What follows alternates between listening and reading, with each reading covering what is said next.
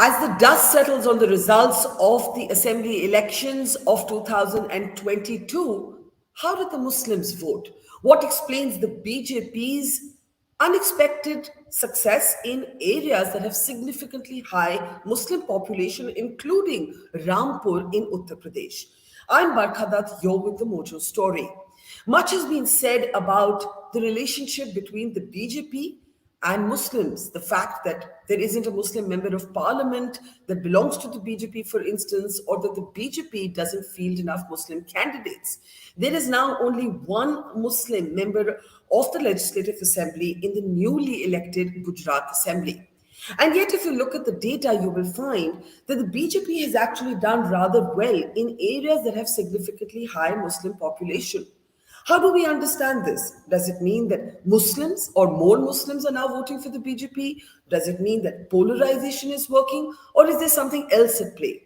And as the Muslim vote gets split and its advantage BJP, where exactly are the Muslims leaning towards? Is it the Aam Aadmi Party or the Congress? Remember, of course, like with all other communities, the Muslim vote in the Muslim community is not a monolith. There are obvious health warnings against any generalizations. But we're going to be looking at the data to try and understand the politics. Let's introduce our guest on the program today. Joining us is a journalist and commentator, Zainab Sikander. It's good to see you, Zainab. Also joining us is a veteran author, journalist, somebody who I think understands politics better than anybody else in the country, is Rasheed Kidwai. It's great to have back with us the man who helped us decode the numbers on counting day, Kartikeya Batra. And in a moment from now, Zafar Sareshwala, who's been making the argument that Muslims are now voting for the BJP in greater numbers, should also be with us. Before we get started, I'm going to ask Kartikeya to actually just take us through the numbers. So Kartikeya, let's start first by looking at Delhi and then at Gujarat. Rampur is a whole separate story and we'll come to that in a moment. But I'm going to hand it over to you to start with Delhi. Kartikeya, go ahead. Thank you, Barkha. So, Barkha, I think Delhi is where the biggest story is amongst the three. Let me give you that much.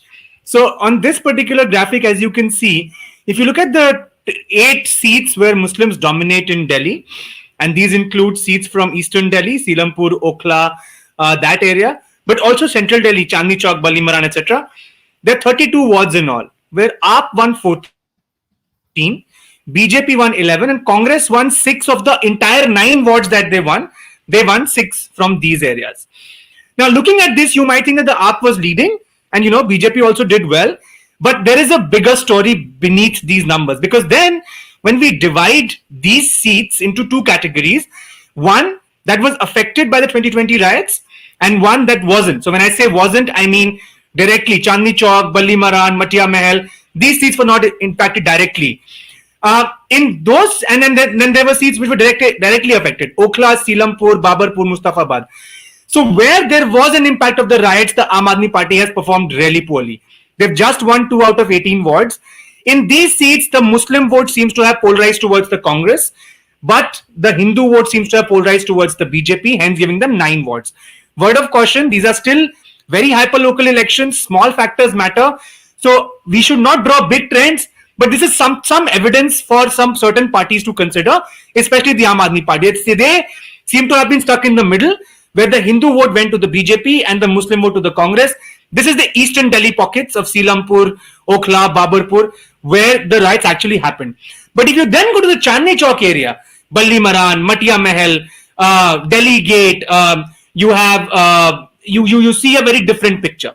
In these seats, the Aam Aadmi Party has swept 12 out of 14 wards. And I can give you examples. They won the Jama Masjid ward with a Muslim candidate, the Chandni Mahal ward with a Muslim candidate, Bazar Sitaram with a Muslim candidate, Balimaran, Quresh Nagar, all with Muslim candidates. And good won Jama Masjid 1,400 votes, Chandni Mahal by 17,100 votes, which is a big figure given it's an MCD election, and Bazar Sitaram by 12,886 votes. Now, as I said, these are hyperlocal elections. Individual candidates make a difference. In Chandni Chowk, for example, in the old Delhi area, they have somebody called Shoaib Iqbal, who's a very popular face, who's changed parties, currently with the Aam Aadmi Party, so it's possible he swung the votes for them. My point is, this seems to be a bit of a warning for the Aam Aadmi Party that they did not take a stand on the Hindu-Muslim issue after the riots. And that's why the Muslim vote seems to have moved towards the Congress, where the polarization was sharp. Where things are fine, things are calm, I think the Muslim vote still has shown its confidence with the Aam Aadmi Party. So basically, let me I'm not. get. Yeah. Yes, sorry. I was just want to understand what you're saying. You're basically saying that where there was polarization in the aftermath of the riots, more Muslims have gone with the Congress. But in other areas Seems which so. may not have been impacted by, let's say, the Delhi riots, they have been willing to move away from the Congress to the AAP. Is that correct, Kartikeya? That's correct. And if you look at the Access My India numbers, Barkha, you will see that if I'm correct, what's happened is that for the Aam Aadmi Party vis-a-vis 2020, the assembly election, which I think is a bad barometer, but that's the data we have. Votes for the Aam Party has gone down from 67% to 53%, still a majority voting for them. Congress has benefited from a 17% vote share among the Muslims in 2020 to now 30% in the MCD. So I think that is a story, which is why the Congress has improved its vote share from 2020 around 5% to now 11%. Okay, I'm going to ask you to now turn your attention to Gujarat, and then we'll get comments from Rasheed and Zainab. Please turn your attention to Gujarat, where there's now only one Muslim member in the Legislative Assembly. Yeah. So I think Barkha, Gujarat is a bit of a mixed story because in Gujarat, you don't have really Muslim dominated seats. You have seats where they have influence, 20-30% of the vote. And there, out of the 13 seats, BJP has won 11 and the Congress has done 2. Now, as I said, I think you can't read too much into this because we don't know the exact composition. But it does seem that the Muslim vote has largely remained with the Congress in Gujarat.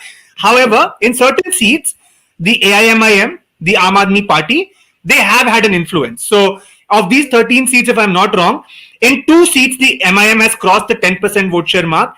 In 3 seats, the Aam Aadmi Party has crossed the 10% mark. But given that, these are mixed populations, we don't know exactly what's happened. But general trends suggest that the Muslim vote has largely stayed with the Congress, maybe because the alternatives were still new and upcoming. But in certain seats, it seems to have been split. So it's a bit of a khichdi picture, but I think that Congress has still retained a large chunk of the Muslim vote. Again, I think the Access My India poll also suggested that over 50% of the Muslim vote in Gujarat is still with the Congress. But Aam Aadmi Party seems to have been catching. But Barkha, let me tell you something about this. The AIMIM business, I really don't think the voter is that, that ingenuous.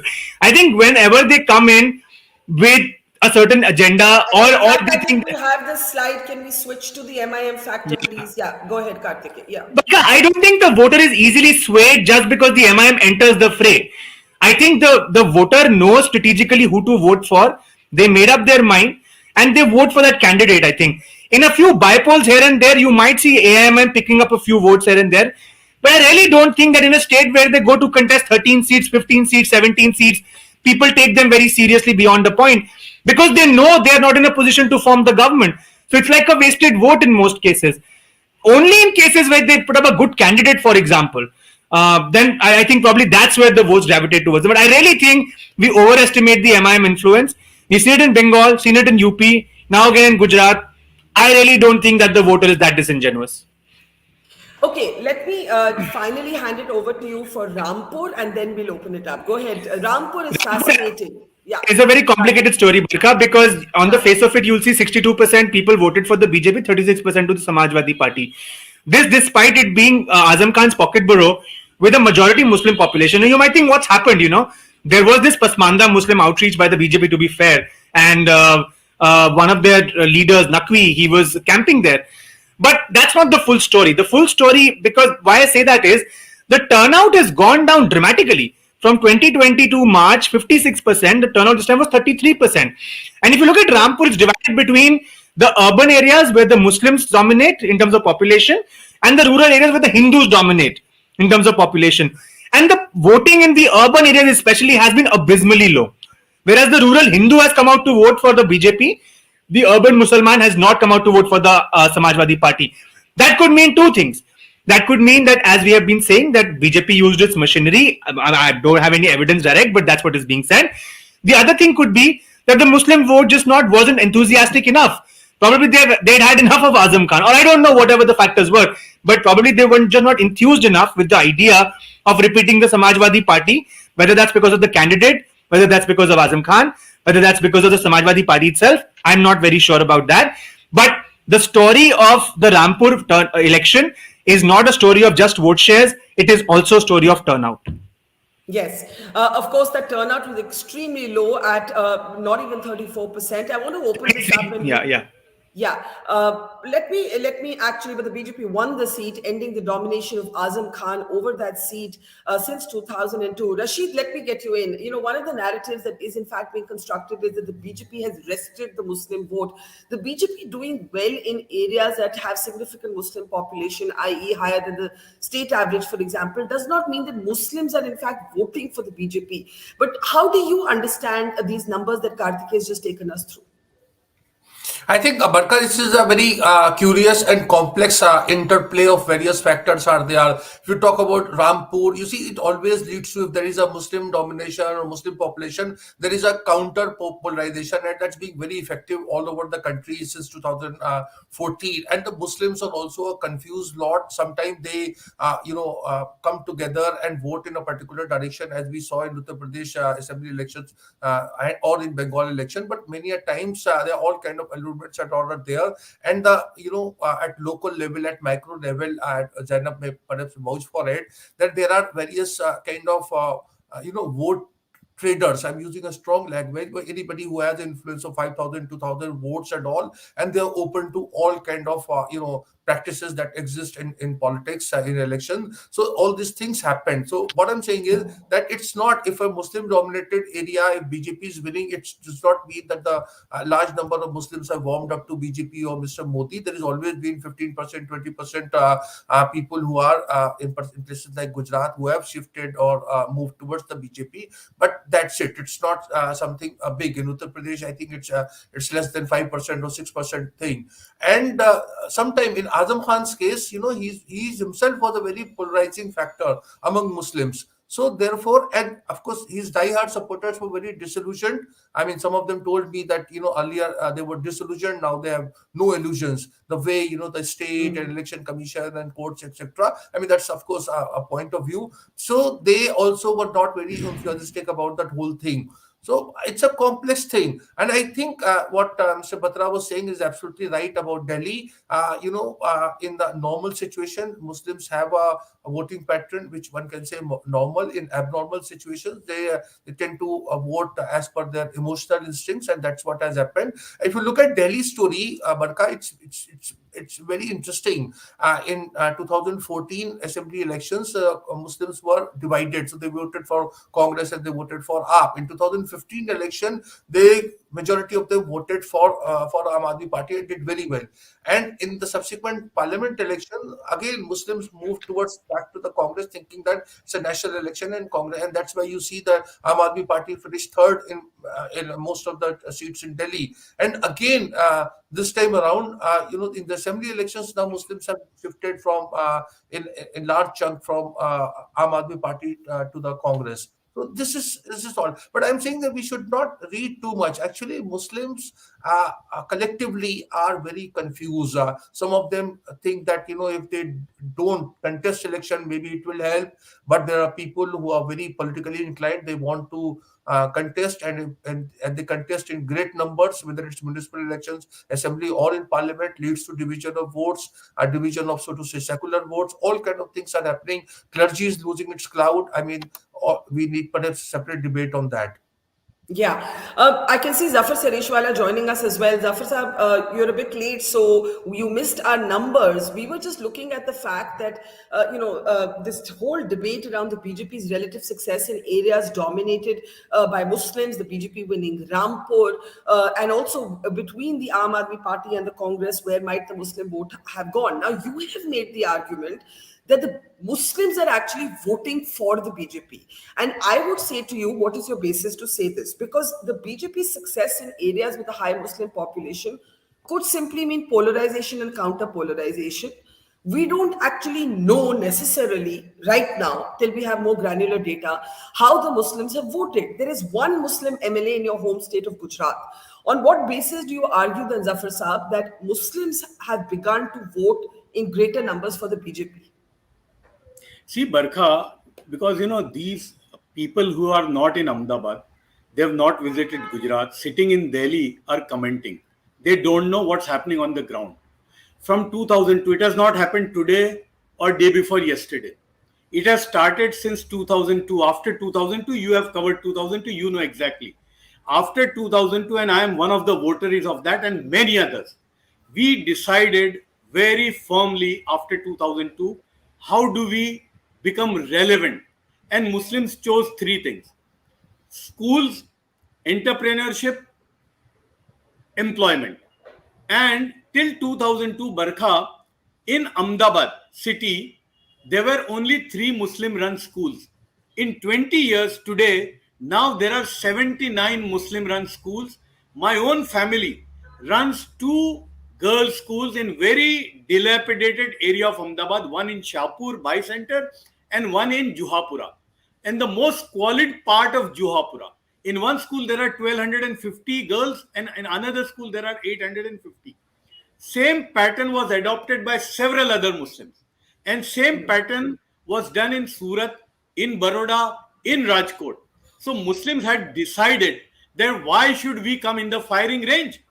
I mean, Muslims are 9 and 9.8%. Forget about BJP. Even the Congress party, since 85, they have diminished Muslims from 18 seats to now 5 or 6. Since 84, Congress party has not given seat to a single Muslim in Lok Sabha. So Muslims decided that if we want to build our relevance, and that relevance can only come through education, employment, and entrepreneurship. And you know what, Barkha? Today in Gujarat, the small and medium enterprises, Muslims are almost 22 to 23%. The population is 9.8. So Muslims have decided now, and then there was a hijab between BJP and Muslims. But after 2007, when Mr. Modi won the second election, that hijab started diminishing.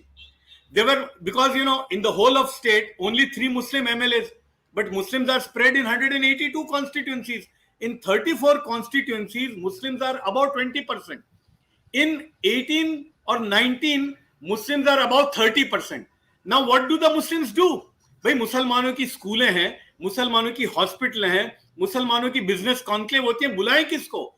तो ये जो हिजाब था ये धीमे धीमे कम होता चला गया. Mister Modi started coming to Muslim functions. Muslim business conclave में आना शुरू किया उन्होंने. एड्यू फेस्ट जब मुसलमानों ने की उसमें आना शुरू किया. मुसलमानों ने ये एमएलए को बुलाना शुरू किया, वो आते गए. भाई मुसलमान का काम है, कौन करेगा? तो वो एमएलए करेगा. इलेक्शन तो हो गया, बीजेपी की एक अपनी हिंदुत्व है इलेक्शन तक, लेकिन जब वो कुर्सी पे बैठ जाता है तो हमारे भी काम इतने ही करता है जितने दूसरों का करता था. This started diminishing and in this election Muslims decided कि भाई 28 ईयर्स से, for past 28 years BJP is there. हमारी स्कूलें इनके जमाने में बनी, हमारे बिजनेसेस जो बने इनके जमाने में बने, तो हम क्यों इनको वोट दें, ना दें? और भाई हमने क्या ठेका लिया है? क्या मुसलमानों ने ठेका लिया है कांग्रेस को जिताने का? हम क्यों जिताएं? भाई कांग्रेस पार्टी अपनी लड़ाई लड़े. तो मुसलमानों ने यह तय किया कि भाई ठीक है, जो जीत रहा है.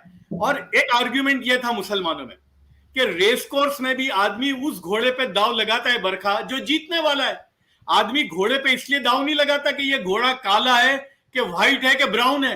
तो मुसलमानों ने भी ये अकल इस्तेमाल की कि भाई जो जीत रहा है उसी पे घोड़े, उसी पे दाव लगाओ. हम क्यों फायरिंग रेंज में आए? तो आपने देखा होगा कि AAMIM जो पार्टी आई 13 जगह पर इलेक्शन लड़े, उनको कितने वोट मिले? भाई जमालपुर में, आप दरियापुर में, जहां मुस्लिम डोमिनेटेड एरिया में खुद ओवैसी साहब घूमे इतना सब. तो मुसलमानों ने तय किया कि भाई हारने वाले के साथ हमको नहीं जाना है, हमको जीतने वाले के साथ जाना है.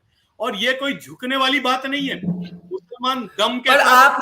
अच्छा, आप बहुत लंबा बोल दिए, लेकिन आपने मेरे बेसिक क्वेश्चन का जवाब नहीं दिया, which is how do you know which ways data wise how the Muslims are voting? Kartikeya, you wanted to come in with the question. I'll add that. I'll come on that. Yes. आप खुद data major कर लो ना. ये जो result है, इतनी बड़ी जीत है, अब आप वहां के बूथ वाइज पता चल जाएगा. है मुसलमानों ने ये तय किया था. देखिए, अरविंद केजरीवाल के बारे में मुसलमानों ने यह तय किया था कि यह छुपा दुश्मन है, इसको वोट नहीं देना. तो आप देख लो. और अगर ये होता है कि असदुद्दीन साहब की पार्टी को वोट देते तो वो भी दिख जाता, उनको 0.2% वोट मिले। तो ये जो इतना डिफरेंस आया, देखिए मुसलमानों के वोट के बगैर भी बीजेपी 100 सीट तो लेके आती, आराम से लेके आती, लेकिन ये इतना जो सर्ज हुआ है ये बगैर मुस्लिम वोटों के पॉसिबल नहीं है। Okay, so that's an interesting point. That's the last sort of data-oriented point that you have made, that this search for the BJP is not possible without at least a section of the Muslims having voted significantly for the BJP. I wanted to go to Zainab, but Kartikeya, you had a brief interjection. Go ahead, Kartikeya. No, Zafar bhai, I agree that it's not that no Muslims vote for the BJP. Even in Uttar Pradesh, around 8% Muslims voted for the BJP. But here's the data point for you. And this is not coming from me. Access My India has said that the BJP's vote share among the Muslims is 8%.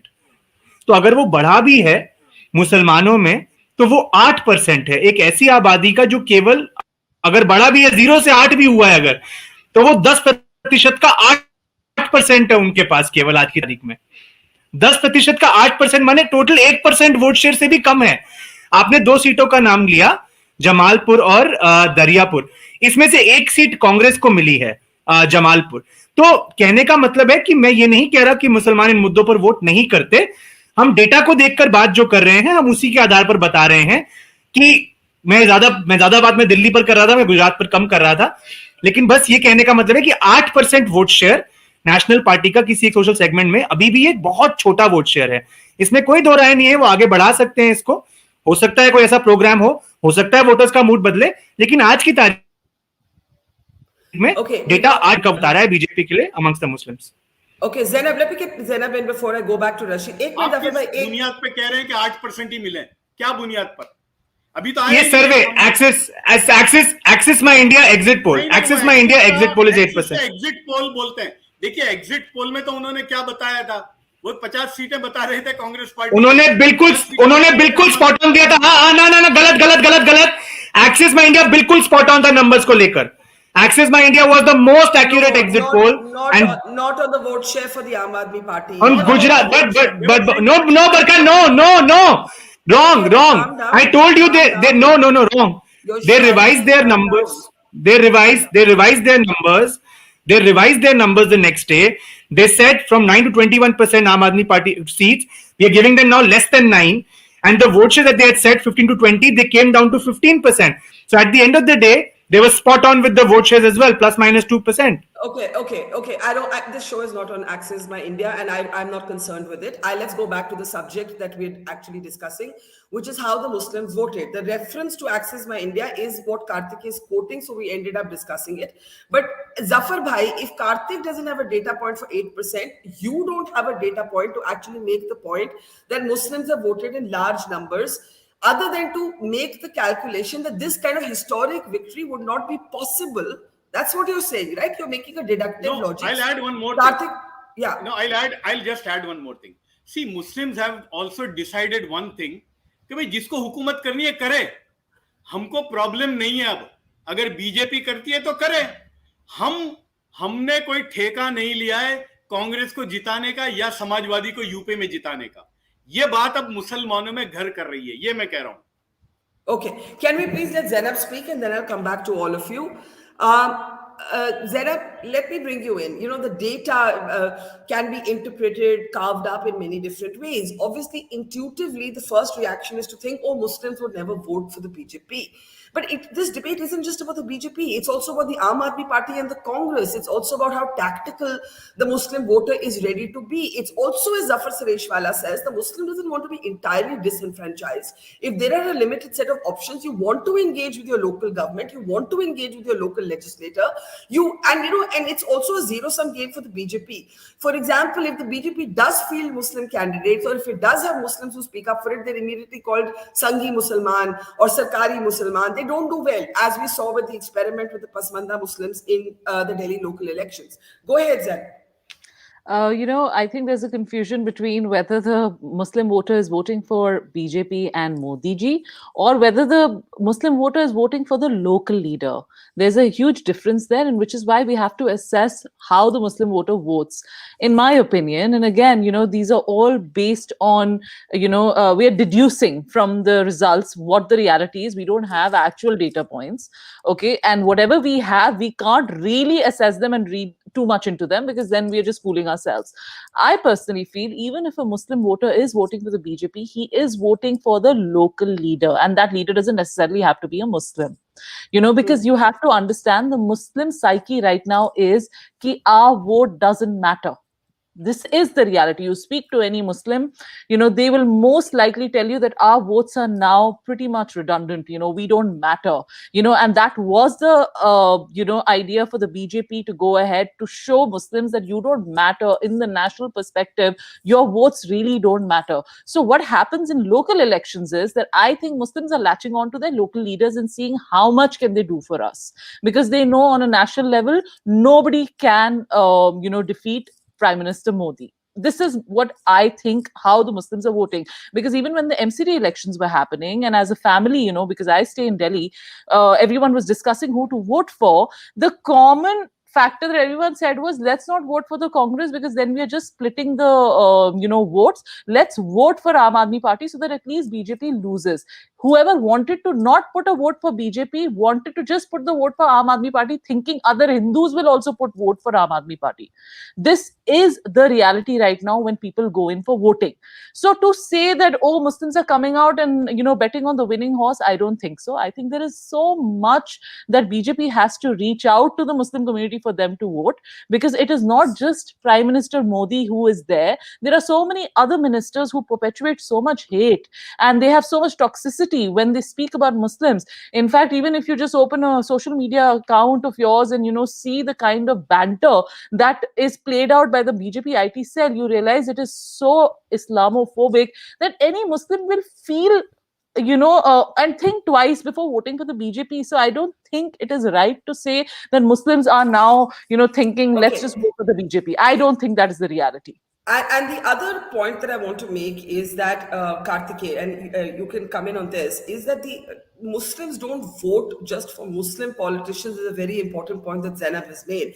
And while the Congress sought to blame not just the Aam Aadmi Party, but also Asaduddin Owaisi's party for its poor performance, actually the MIM had very little impact. First, I'm just going to play out a clip of Jairam Ramesh, and then I want Kartikeya for you to take us through the Gujarat numbers once again, including the MIM factor or non-factor. But first, Jairam Ramesh. एक गठबंधन के साथ मुकाबला कर रहे थे, सिर्फ BJP के साथ नहीं, पर बीजेपी के साथ आम आदमी पार्टी और एमआईएम भी जुड़ी हुई थी, और आम आदमी पार्टी और एमआईएम का एक ही मकसद था गुजरात में और दूसरे राज्यों में भी यही है, कांग्रेस का वोट काटना। कांग्रेस के वोट शेयर में भारी गिरावट आई है, 40% से 27% हुआ है, पर मैं समझता हूं वो 27% एक बेस है, एक फाउंडेशन है। अगले 5 साल में एक चुनाव में 27 से 40 जाना मुश्किल नहीं है।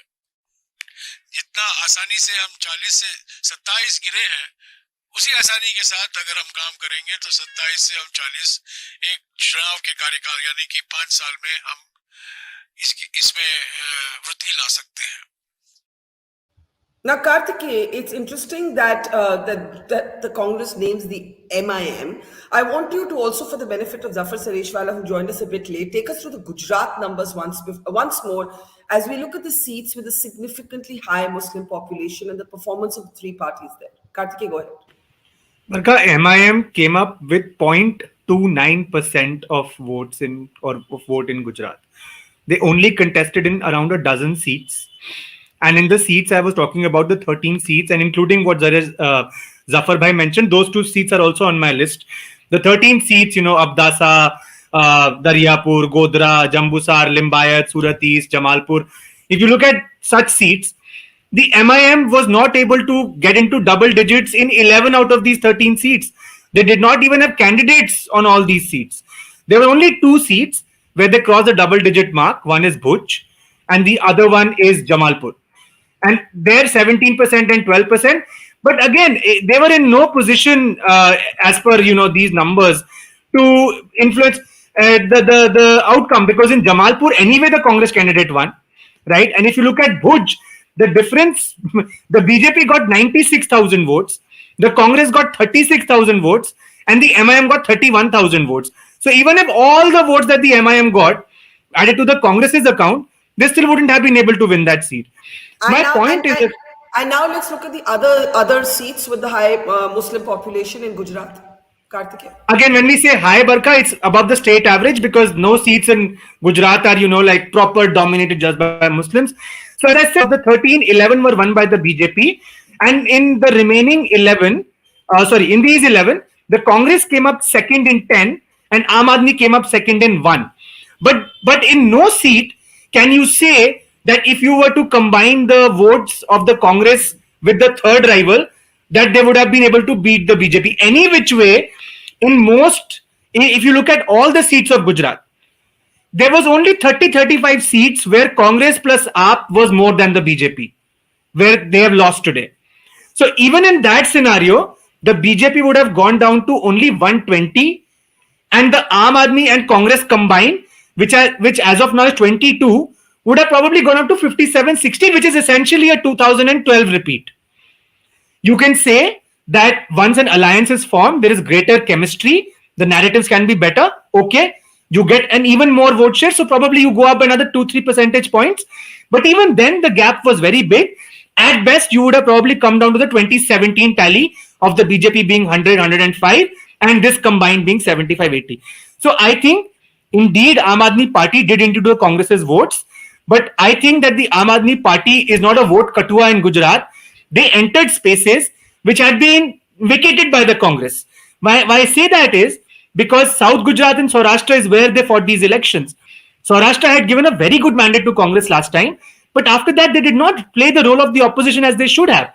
South Gujarat, the Aam Aadmi Party has made inroads more in the tribal areas than anything else. Yeah. Okay, now let me go back to the macro issue. First to Rasheed and then to Zafar Sareshwala. Rasheed bhai, go ahead.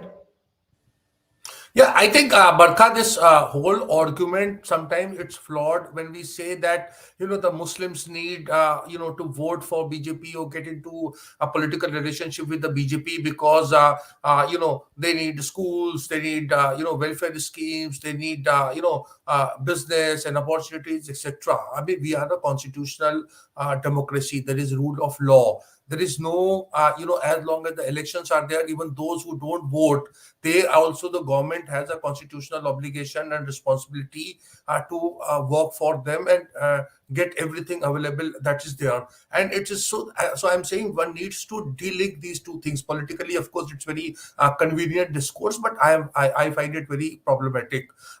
You see, it takes, Barkha, in very simple terms, I am not a statistician, it takes two to tango. In every political party, there is a thing that, if people are drawn to a community or communities are drawn to political party and political party gives a ticket, particularly in a parliamentary system, we need to do that. Now, if there is a one-way relationship that you're not giving tickets to a particular community or to a sect, and then you expect that votes, then it's a problem area. It is not something that is transparent. Maybe there are a lot of trust deficit on the part of Muslims with BJP, but the BJP also has a thing. So it is complex. And Barkha, you have covered all that period during Bajpayee's time, during Bangaru Lakshman's time. There were efforts were there in the old Jansangh also. It's not that the Muslims didn't have a political relationship with Bharatiya Jansangh. Sikander Bakht was there, and several people in Delhi were municipal, corporators, etc. from the BJP rank, from the Jansangh rank. So if BJP is really serious in reaching out to Muslims, Muslims will also reach. And I think Zainab and me and Mr. Zafar Sareshwala would know that there are Muslims are, politically speaking, are ready for this engagement. But problem is, who will build the cat and what are the terms of engagement? So these are the things that is thing we should not draw conclusion. As I said, just one last thing: just because it's a Muslim majority district or a seat, it doesn't mean, because if you look at, I That firmly is my believe point. That is my that is point. the thing. And yesterday I was talking to Dr. Sanjay Kumar, who also kept saying that the Muslim vote for the BJP in Gujarat this time around has not been more than 15% to the highest level in any constituency. So, okay, now we are in CSDS and Axis India sort of territory, and Kartikeya is the expert on that. Kartikeya, hang on, I just want to get in Zafar Saab and Zainab, and then you can come back with the numbers. Zafar Sareshwala, I'm asking a very layperson's question.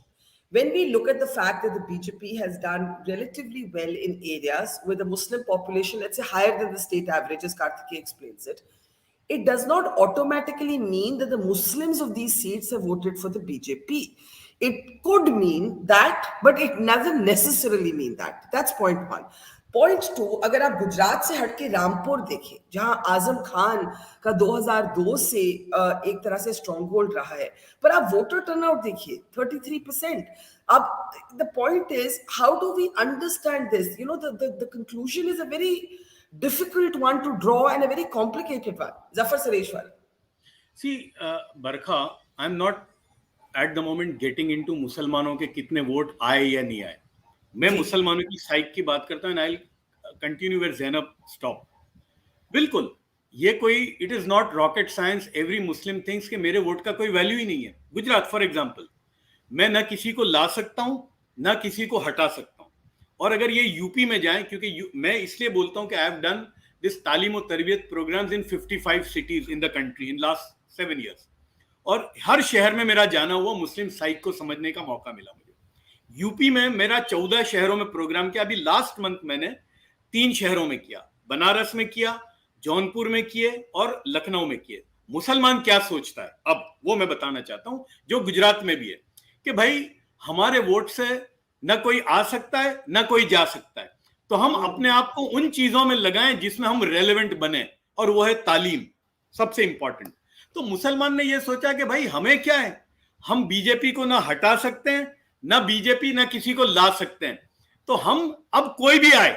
ये बात अब जो है UP में भी घर कर रही है मुसलमानों के दिल में, कि भाई हम अपने आप को लगाएं. इसलिए जो outside the glare of media, Barkha, education के पीछे जिस तरह से मुसलमान लग रहा है अभी पूरे हिंदुस्तान में, मैंने ऐसा पिछले 15 साल में नहीं देखा था. क्योंकि मुसलमान ये समझता है कि ये लाइन से, यानी पॉलिटिकल लाइन से, तो हमारा कुछ होने वाला नहीं है.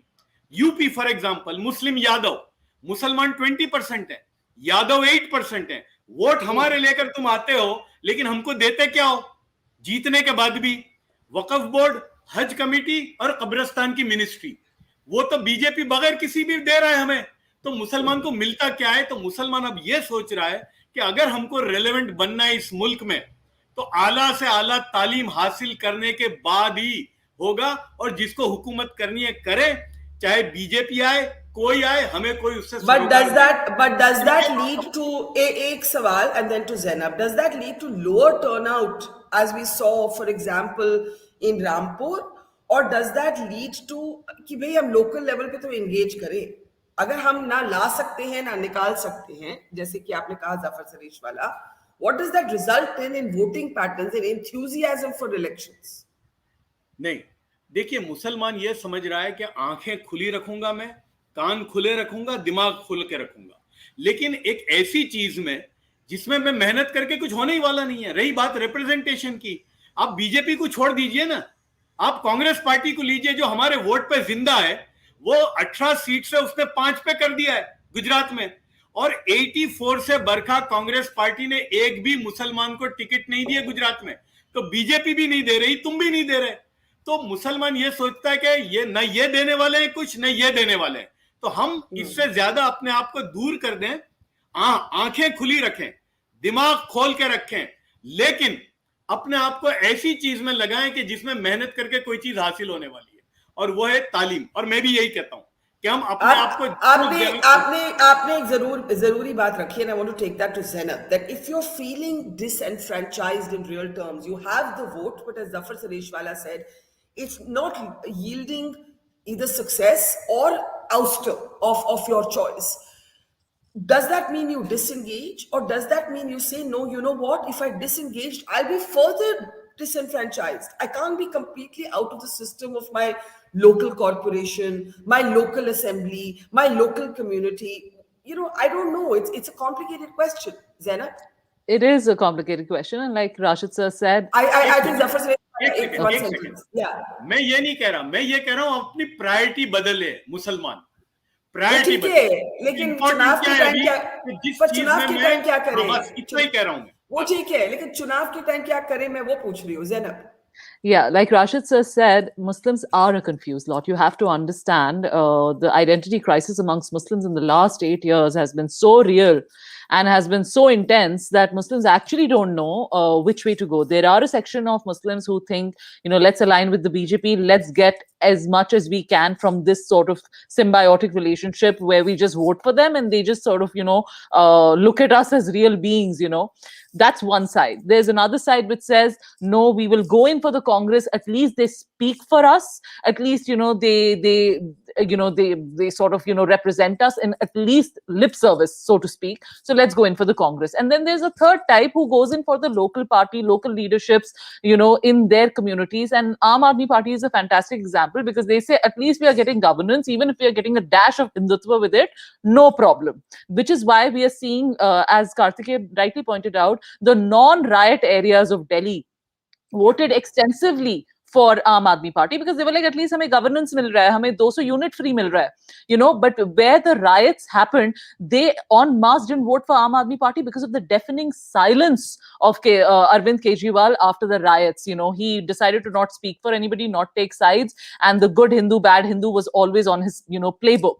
So, in my opinion, Muslims still need to find, their political ground. It is true that till now, the Congress did play the whole Muslim appeasement, card, and therefore, they had the sort of, so to speak, the clerical class of Muslims always with them, making the right, noise for Muslims, and then Muslims would en masse vote for Congress. But ever since BJP has come, the Muslim voter has become more self-aware.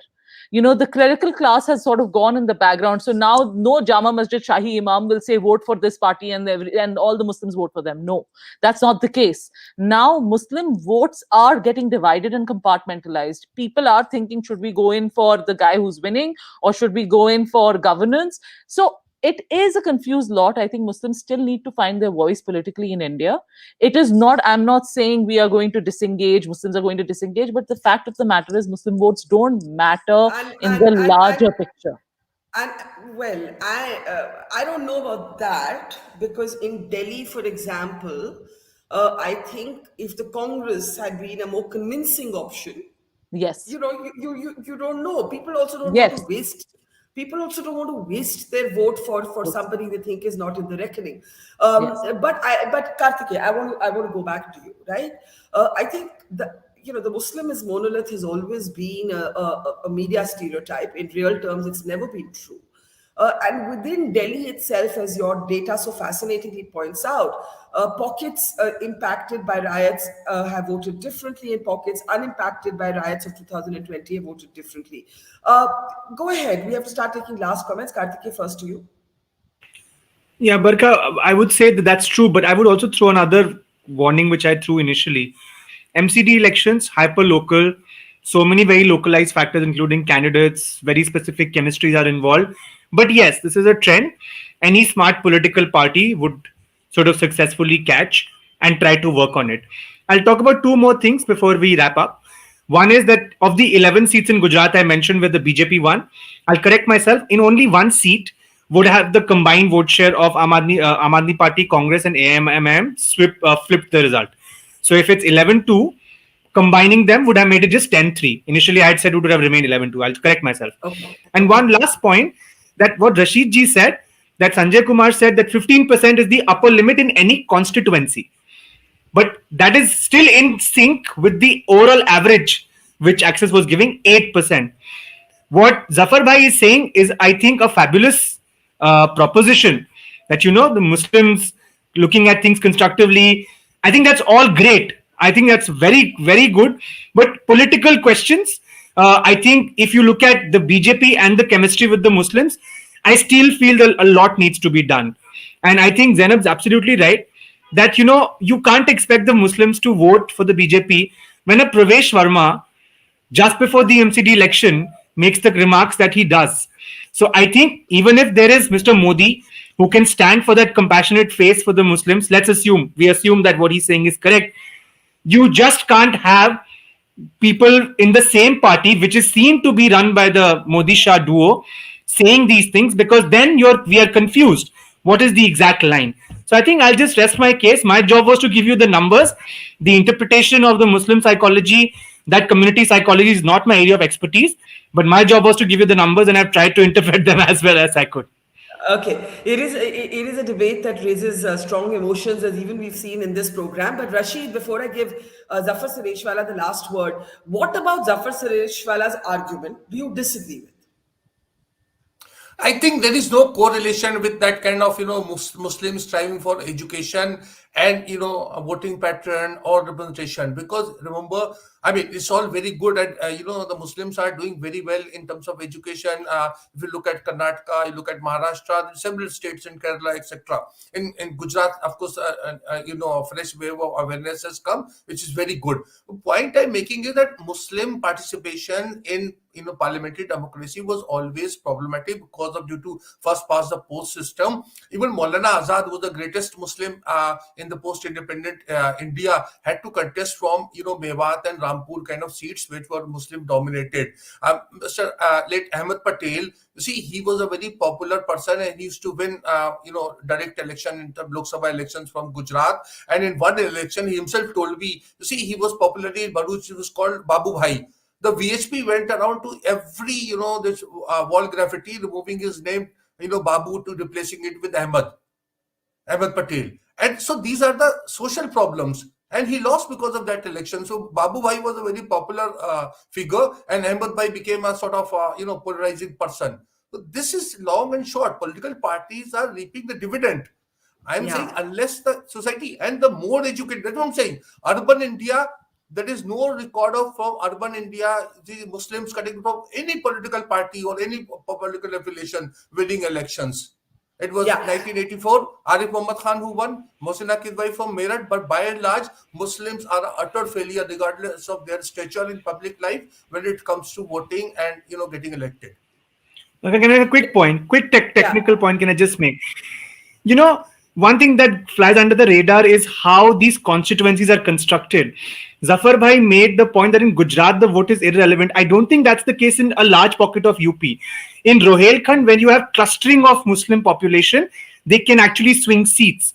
This is very important in the context of the upcoming delimitation exercise that will happen in 2026, something that we are seeing in Jammu and Kashmir right now. So I think the structure of the constituency, which might have also played a role in the new wards being constructed in Delhi, that structure of the constituency also plays a role. I was reminded of this because Rasheed Bhai mentioned the first past the post system.